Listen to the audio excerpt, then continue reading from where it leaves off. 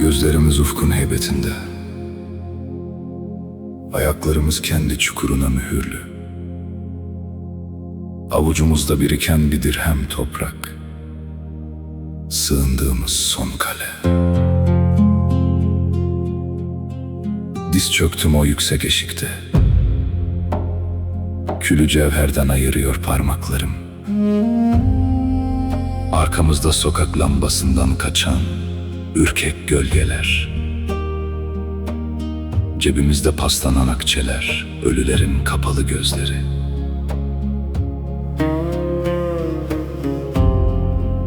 Boğazımda büyüyen o düğüm, sessizliğin çatırtısı, gerilen bir deri gibi.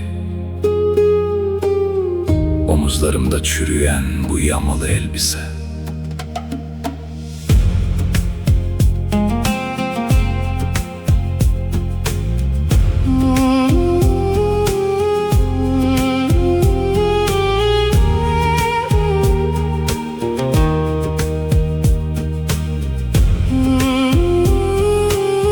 Mermerin o soğuk, yontulmamış sessizliği.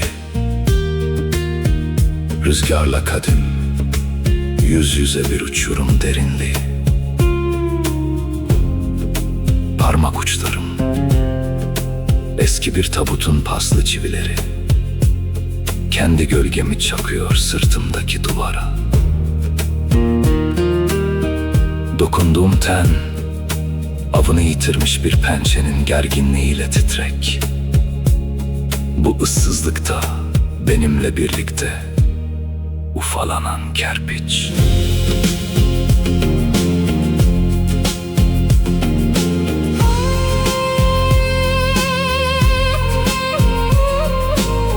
Boşuna değildi o kırık çeliklerin üzerine kapanan gövdeler. Körüklerin nefesinde kaynayan o katı ve soğuk tat. Boşuna değil bu vakum. Yerin 7 kat altındaki o kara salıncak. Ve dişleri kanlı pençelerin, o kör karanlıkta parlayan beyazlığı.